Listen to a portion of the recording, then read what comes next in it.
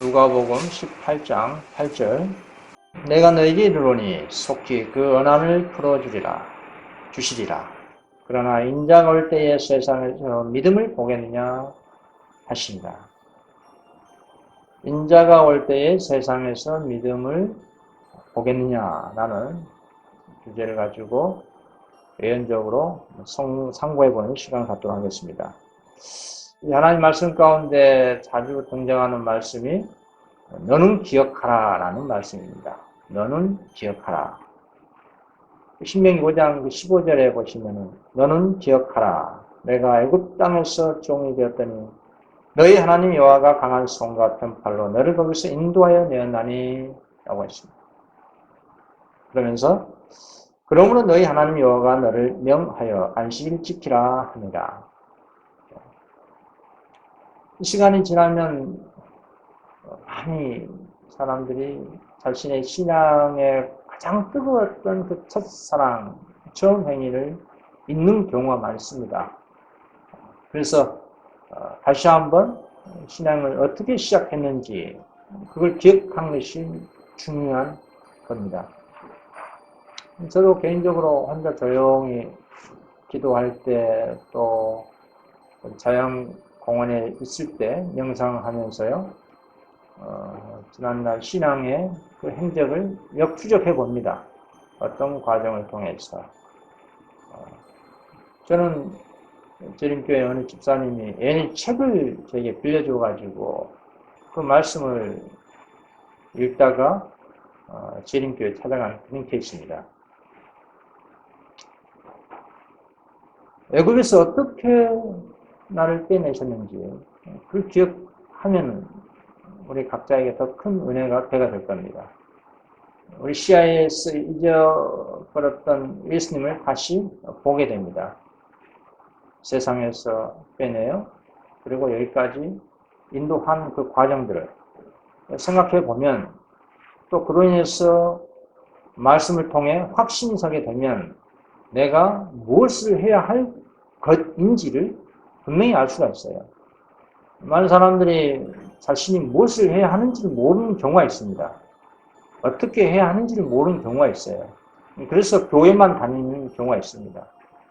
하나님께서 그 영혼을 인도했다면 그 영혼을 통해서 뭔가 이루시고자 하는 섭리가 있을 거 아니에요? 나를 통해서 무엇을 하시고자 하는 것인가? 그게 궁금할 거 아닙니까? 하나님께서 나를 통해서 무엇을 할 것인가? 구속사적인 그 관점에서 나의 몫이 무엇인가?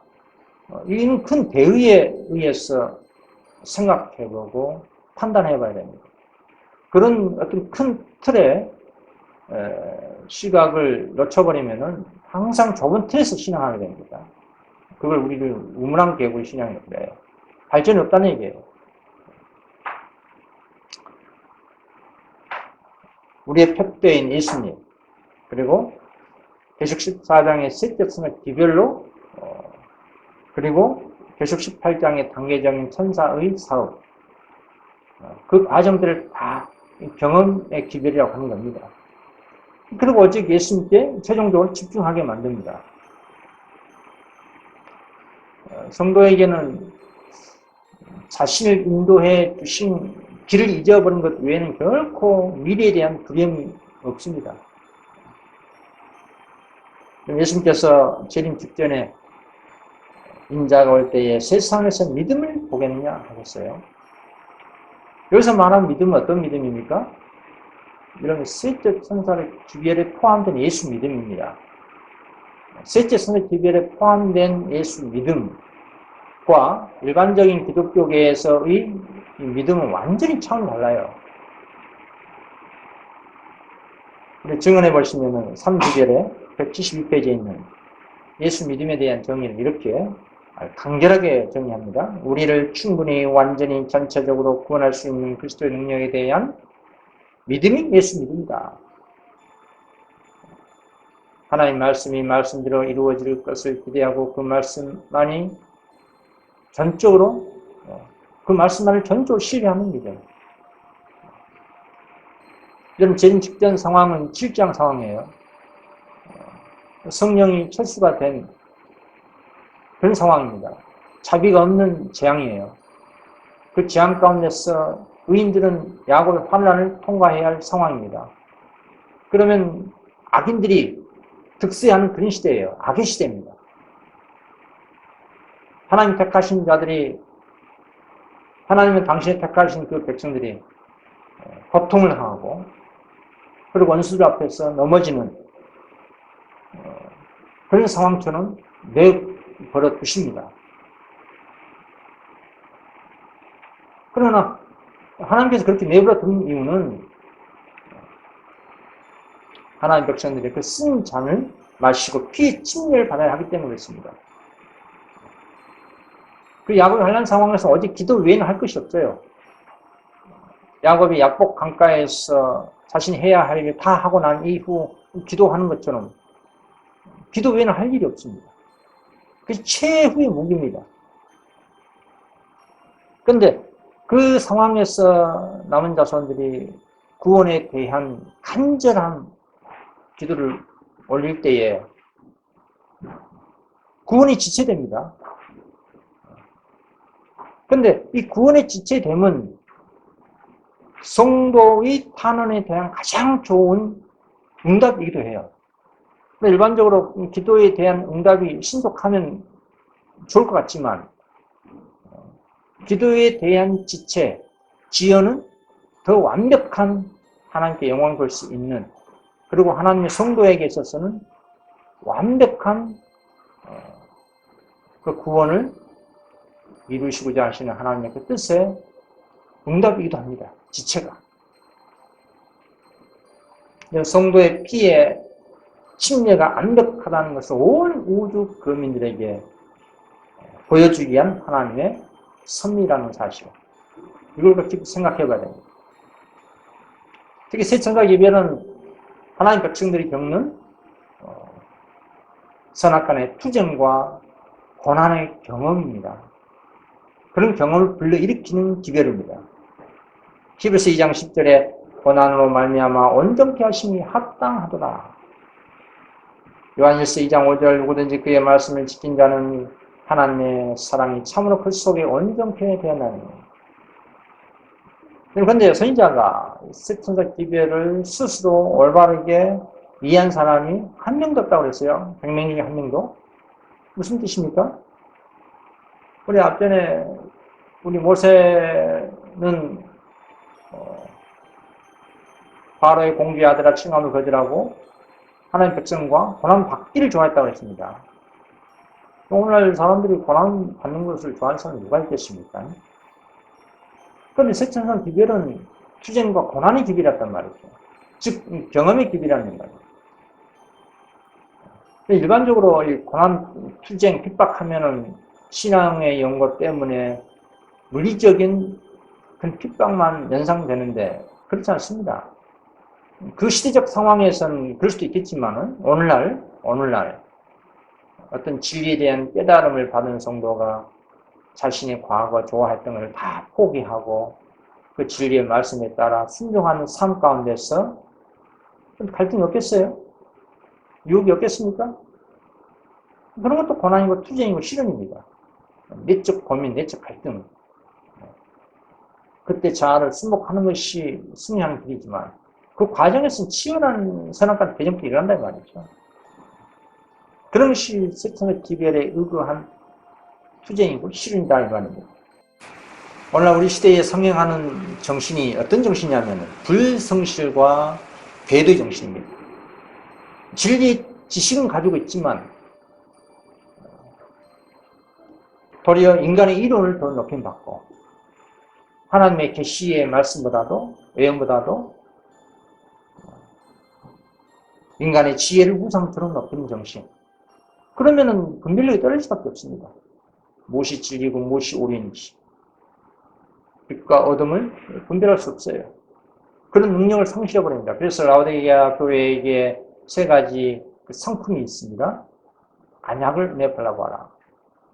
영적 식별력을 강조하고 있습니다. 이런 불의한 재판장은 누굴 상징합니까? 사단을 상징해 봅니다. 가압은 성도를 한번 상징해 보고요.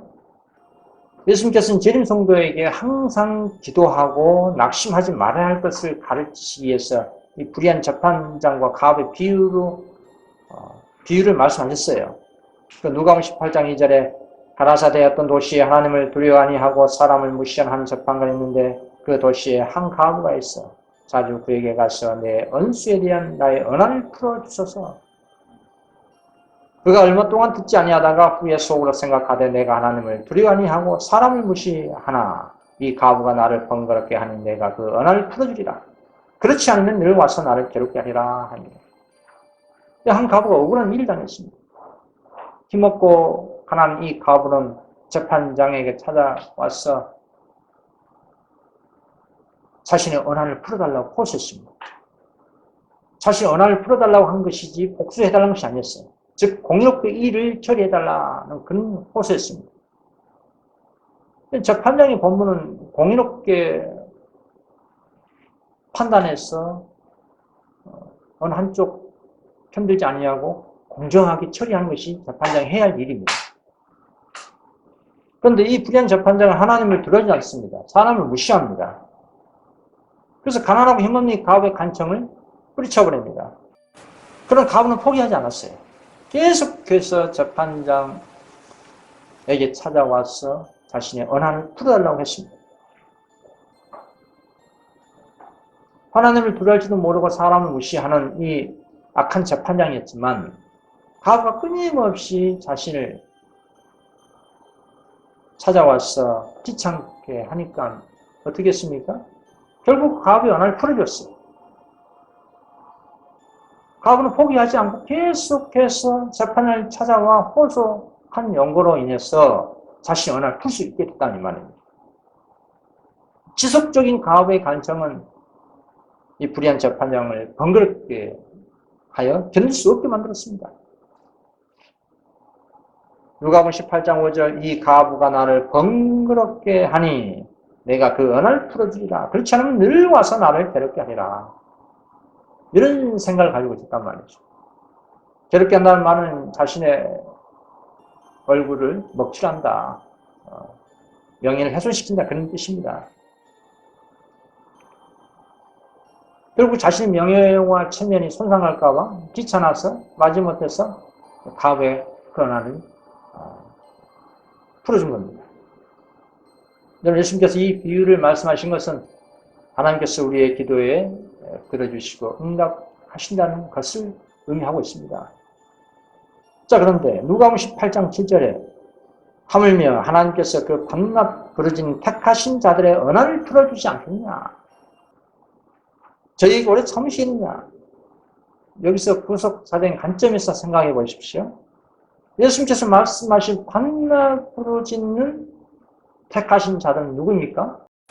또 그들이 밤낮 부르짖는 언한은 무엇일까요? 마태복음 24장에 보시면은 예수님께서 재림의 징조를 말씀하시면 이렇게 말씀하십니다. 마태복음 24장 21절에 이는 그때에 큰 환란이 있겠습니다. 창세로부터 지금까지 이런 환란이 없었고 후에도 없으리라. 그날을 감하지 않을 것이면 모든 육체가 구원을 얻지 못할 것이나 그러나 택하신 자들 위하여 그날들을 감하시라. 여기서 주님께서 언급하신 그때에 큰 환란이 있겠습니다. 창세로부터 지금까지 이런 환란이 없다라고 말씀하셨어요.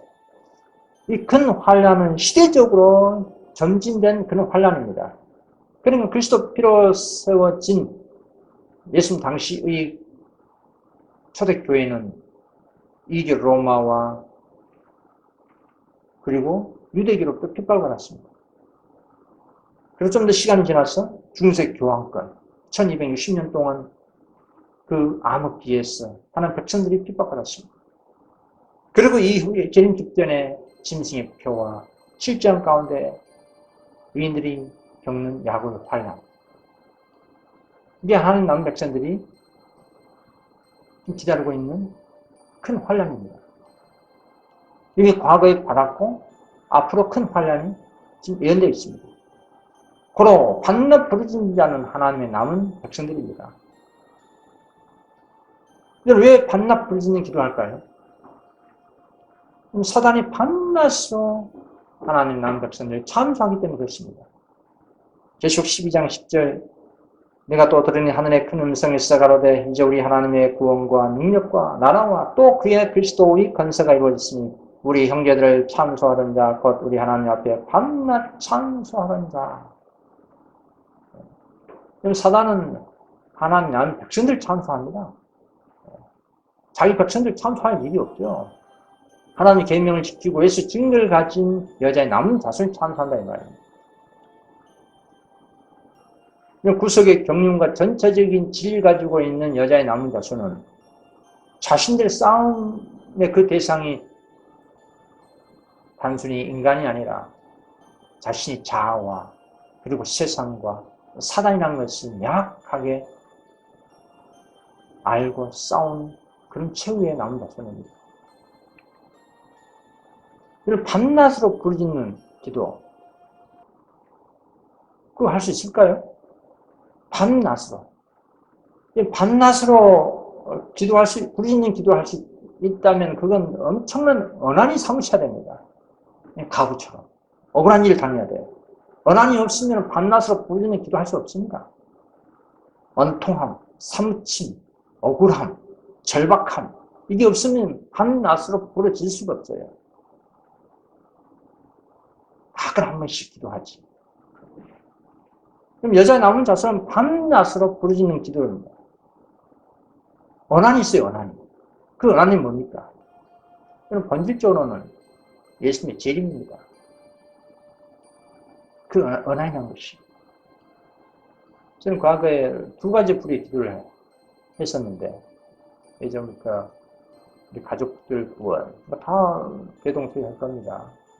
그리고 주위에 있는 사람들의 구원, 기도. 그게 거의 90%였어요. 그 10%가 예수님의 재림이었어요. 그런데 지금 이제 완전히 역전됐습니다. 가족, 주위, 형제, 친척, 친구, 그런 영혼 구원과 관련된 기도보다도 거의 90% 이상이 예수님의 재림과 관련된 기도입니다. 왜 그럴까요? 가족들의 구원이 우선이 아니라 예수님의 재림이 우선적인 기도입니다. 예수님의 재림이 속 이루어져야 이 사단의 건세 아래에 있는 우리 이웃들의 고통이 소멸됩니다. 지체되면 될수록 자기 자신은 말할 것도 없거니와 가족들, 친인척, 주위에 있는 사람들, 제 고통만 더 가중된다 이 말이에요. 온 세상이 또 온 교회가 다 회개하지 않습니다. 우리는 그 역사를 통해서 우리가 알 수가 있어요. 노아 홍수 시대 때 그렇게 120년 동안 은혜 시기를 줬지만은 경고를 가렸지만은 최종적으로 기별을 받아들이고 회개하는 사람이 여러 명 뿐이었어요. 여러분 세상이 지속되면 될수록 죄악의 고통 속에서 고난당하고 시련받는 대상은 사람뿐이에요. 또 그로 인해서 온 우주의 거민도 고통받습니다. 왜? 그만큼 사단의 시간이 길어지니까. 그게 재림에 신속히 이루어져야만이 그게 자신의 가족들을 위한 길입니다. 우리 이웃들을 위한 길이고 사람은 계속 태어나고 먹고 마시고 시집가고 장가하고 또 사람 태어나고 그 사람들이 교회를 한다 해서 회개할까요? 거의 없습니다. 회개하고 건넌 경험은 진경 경험이 되어버렸기 때문에 교회는 다닐지라도 회개와 건넌 경험은 없는 그런 교회 마당만 밟고 다니는 사태가 됩니다. 지금 세상 인구 77억 가운데 25억 기독교 인구예요. 그 가운데 1,800만 명가량이 재림교인입니다. 숫자적으로 따져볼 때는 14만 4천 차원 넘쳐납니다. 그러나 하나님께서는 참으로 회개하고 건넌 영혼을 권한해야죠. 그게 없단 말이에요. 그럼 예레미야 5장 1절에 예루살렘 성읍 가운데 단 한 명이라도 정의를 행하고 진리를 구한 자가 있다면 그 성을 용서할 수 있어요. 그 한 명이 없어가지고 망했습니다. 여러분 그때보다 지금은 죄악이 10배 이상 창궐한 세상입니다.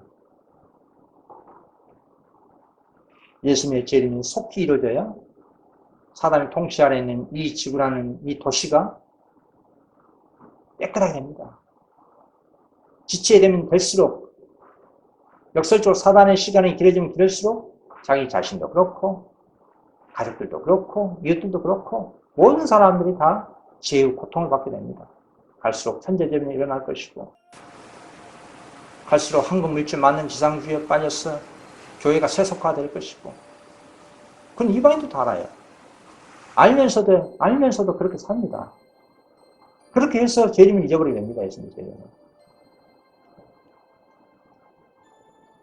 이런 자신의 가족들을 구하는 근본적인 구원의 지름길이 예수님의 재림 신속히 이루어져야만이 노아 식구가 롯의 식구가 라합의 식구들이 구원받은 것 그 같은 결과를 얻을 수 있다. 그럼 그들이 실천적으로 신앙했기 때문에 가족들에게 좋은 감동과 감화를 끼쳤을 거 아니에요. 물론 구원은 단체적으로 받는 것이 아닙니다. 개인적으로 받습니다. 사도행전 16장 31절 가로되 주 예수님이더라. 그리하면 너와 내 집이 구원을 얻으리라. 에스겔 14장 10절 비록 너와 다니엘 욥이 거기 있을지라도 나의 삶을 두고 맹세하오니 그들은 자녀도 건지지 못하고 자기의 의로 자기의 생명만 건지리라. 나 주 여호와의 하시니라. 이런 불의한 재판관은 사단을 상징한다고 그랬죠. 이런 사단은 얼마든지 우리 기도를 들어줍니다. 사람을 증언 한번 읽어볼까요? 사단은 강신술을 통하여 인류에게 구원을 베푸는 자처럼 나타나서 사람들의 질병을 고쳐주고 새롭고 더욱 고상한 종교적 신앙을 제시해 주는 것처럼 공언한다. 그리고 사단은 아직 준비되지 아니한 영혼들을 자기의 수확물을 거둬들이게 하여 천지집을 통하여 일한다. 욥에게 고통을 주는 그 장면 나와 있지 않습니까? 천지집을 통해서 욥의 식구들을 다 몰살시켜버렸습니다. 질병을 앓게 하고 재물을 다 강도들에게 강탈당하게 하고 사단은 자신의 목적을 이루게 하여 어떤 사람들은 잘되고 번영하게 하고 어떤 사람은 고통을 당하게 하고 사람들 하여금 그들을 괴롭게 하는 분은 하나님이라고 믿게 한다. 잘되게 하면 보통 사람들은 하나님께 주신 복이라지 않습니까? 사람도 잘되게 합니다. 나오지 않습니까? 정말. 그러면 예수님께서는 하나님을 두려워하지도 않고 사람을 무시한 이 불의한 재판장도 가부의 끈질긴 간청이 결국 그녀의 소원을 들어주었다고 말씀하시면서 하나님께서 밤낮 택하신 백성들의 강구를 드시고 원한을 풀어주시지 않겠냐. 사람도 악한 이 재판장을 상징한 사람도 사람의 기도를 들어주는데 하물며 하나님은 어떤 분입니까? 자비롭고 공의롭고 노하기를 더디하시고 인자와 진실이 많으신 우리 아버지십니다.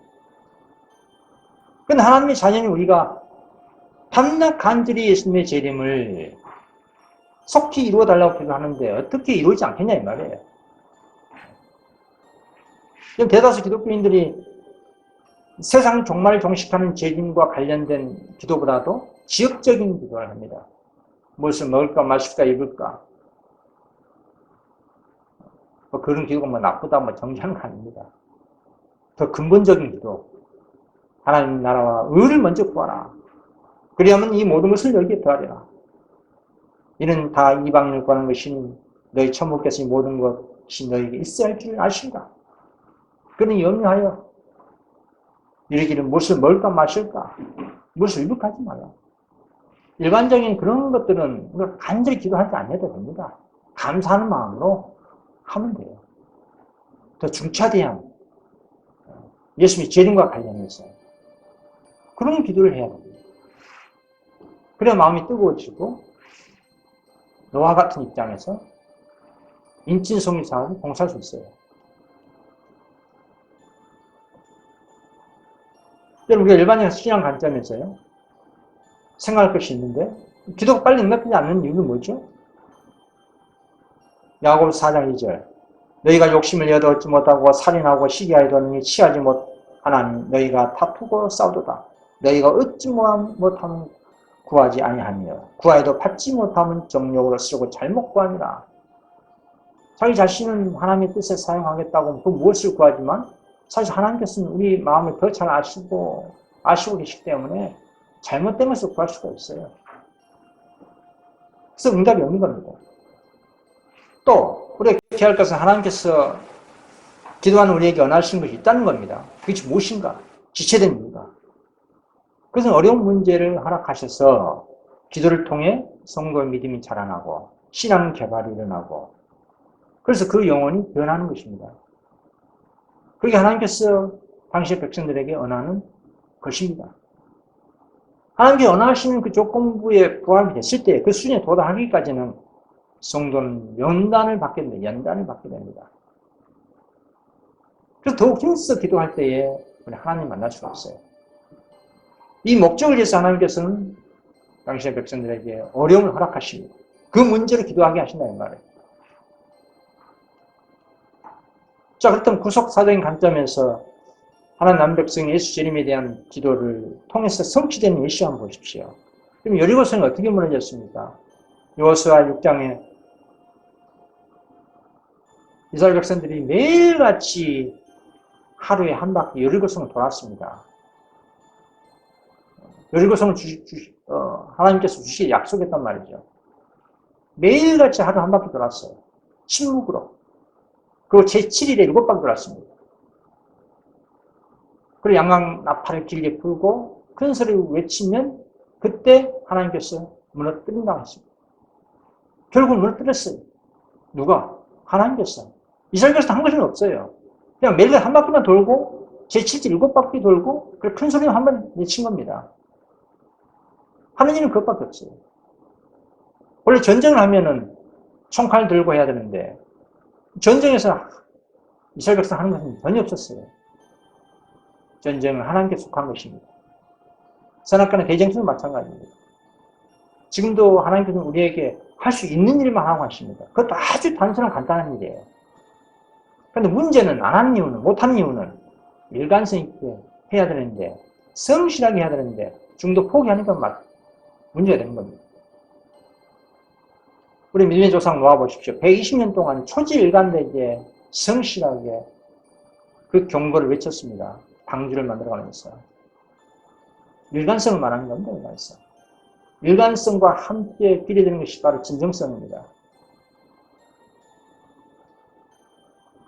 초지일관되게 성실하게 이행했을 때에 역사가 일어나더라 이 말이에요.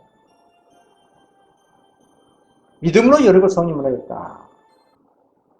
숫양의 뿔로 만든 나팔을 불면서 날마다 성벽 주위를 행진하는 것이 얼마나 무의미하고 우스꽝스러운 일인가.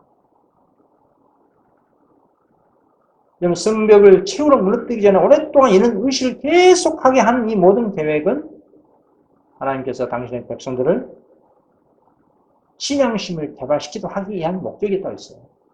인내심을 키우기 위한 목적. 믿음을 자라나게 하는 그런 목적으로 그렇게 하라고 한 겁니다. 그리고 그들의 힘은 인간의 지혜나 그 능력에 있는 것이 아니라 오직 그들의 구원에 하나님께 있다는 것을 마음속에 감명시키고자 하는 하나님의 뜻이었어요. 그런데 오늘날 하나님의 백성들이 이것도 하나님의 역사를 보지 못하는 이유는 하라고 하는 일을 하지 않고 자신의 지혜를 더 크게 의지하고 자신의 뜻대로 하려고 하기 때문에 그런 겁니다. 하나님께서 할 수 있도록 자기 자신은 최대한 배제되는 게 좋아요. 내가 할 수 있는 일만 하면 되는 거예요. 그리고 전적으로 하나님께 맡기는 겁니다. 오늘 하나님 남은 백성들이 18장 천사 사업은 우리의 출판을 통해 다 이루어진다고 그랬죠. 대부분. 그게 무슨 말입니까 이게. 침묵의 사자, 우리의 출판 인셈을 통해서 증거라는 얘기입니다. 사람들은 그 관심 없습니다. 안 봅니다. 안 들어요. 그건 우리가 판단할 것이 아니라는 얘기예요. 여리고성은 침묵으로 도는 것처럼 오늘날도 하나님 백성들이 초지일관되게 성실하게 자신이 살고 있는 지역이 여리고성이라는 것을 생각하고 한 바퀴 돌고 그게 10분이 됐든 1시간이 됐든 간에 또 한 바퀴 돌고 집으로 돌아가고 그렇게 하면 됩니다. 기도하고 내가 누굴 영혼을 이끌려고 할 필요가 없어요. 저도 과거에 많이 해봤습니다. 과거 재림교회 때 세 차로 50명씩 우르르 왔다고 다 가버립니다.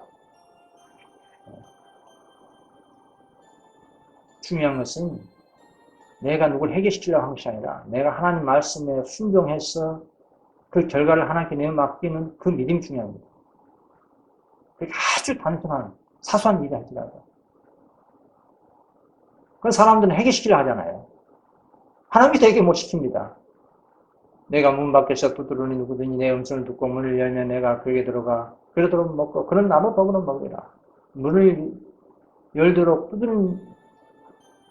시시지만 그 문을 여는 사람은 당사자여야 됩니다.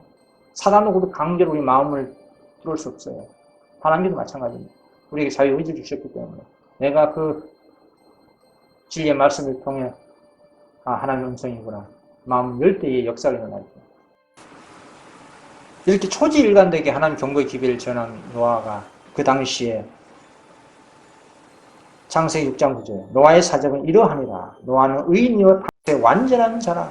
그가 하나님과 동행하였으며 120년 동안 초지일관되게 성실하게 하나님께서 이탁한 그 경고를 바랬습니다. 그들이 듣든지 아니 듣든지 믿든지 아니 믿든지.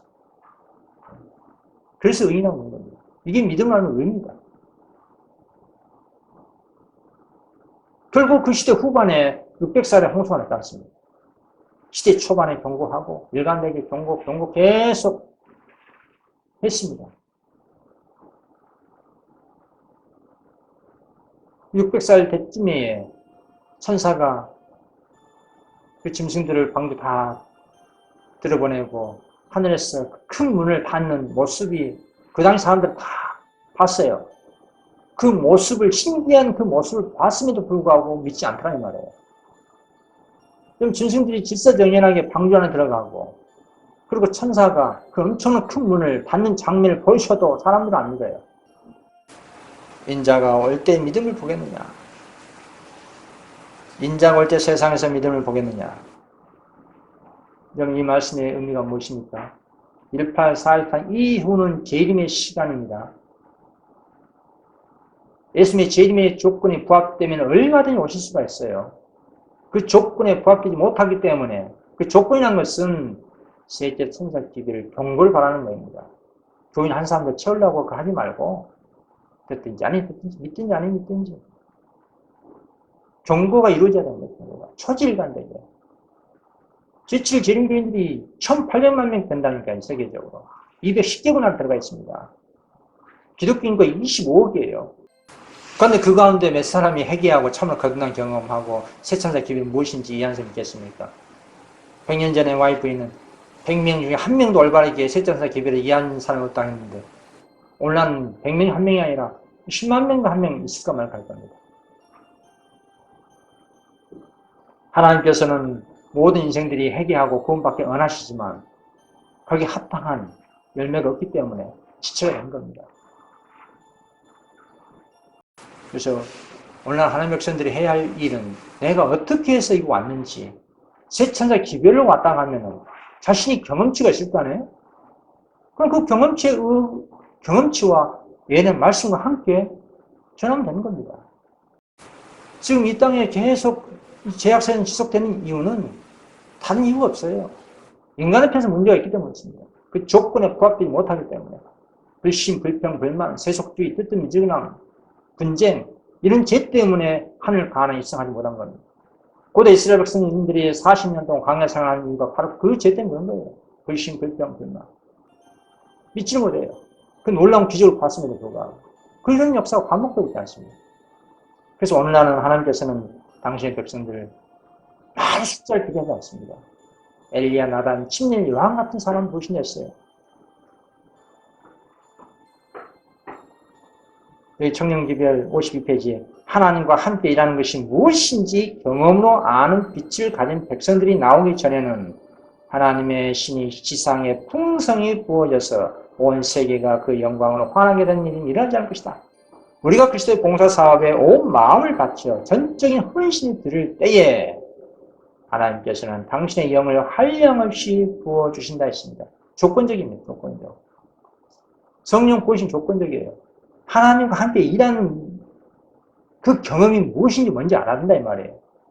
교회가 또 개인이 함께 일하지 않는데 어떻게 하나님께서 성령을 보여주시겠어요?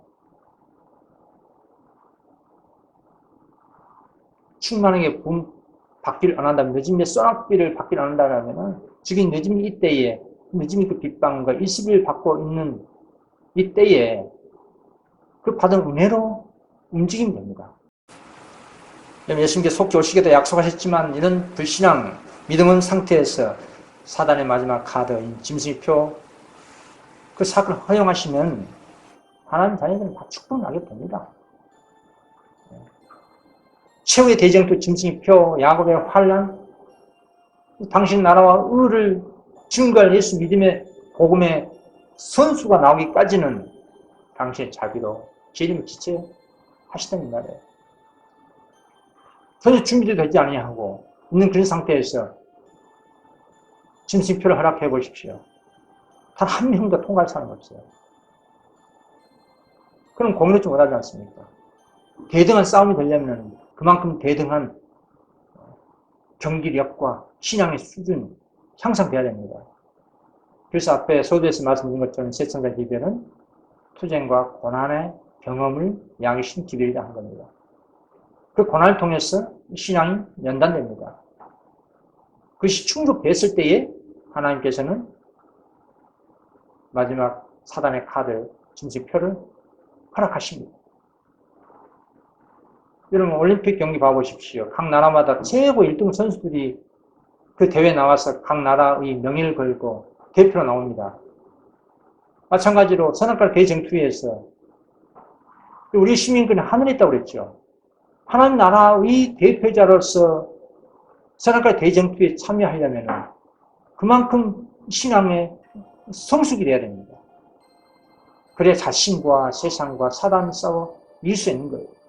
그런 준비 태세가 된다면 계속 깊은 이상 상태가 지속되어 버리고 사단의 세상은 더 지속되고 그로 인해서 죄악의 고통은 더 받을 수밖에 없습니다. 그래서 오늘날 마지막 때 하나님께서는 엘리야와 나단과 친히 여와 같은 사람을 보신다. 결과에 개의치 않고 당신의 기별을 충실히 전할 사람, 비록 그것이 저희가 가진 모든 것을 희생하도록 요구할지라도 담대히 진리를 증거할 말할 사람을 부르신다. 이런 사람들이 몇 사람만 있으면 세상 끝나버립니다. 하나님께서는 사람 숫자를 가지고 구원의 역사를 펼치지 않아요. 단 한 명이 있으면 하나님 편에 단 한 명이 있으면 하나님께서는 그 영을 위해서 역사하십니다. 세상을 움직여버립니다. 아무쪼록 엘리야, 나단, 침례 요한 같은 이런 특성을 개발하고 우리 예수님의 제 이름을 촉진시키는 하나님 남은 다스려 주시기 바라면서 말씀을 해서 주도록 하겠습니다.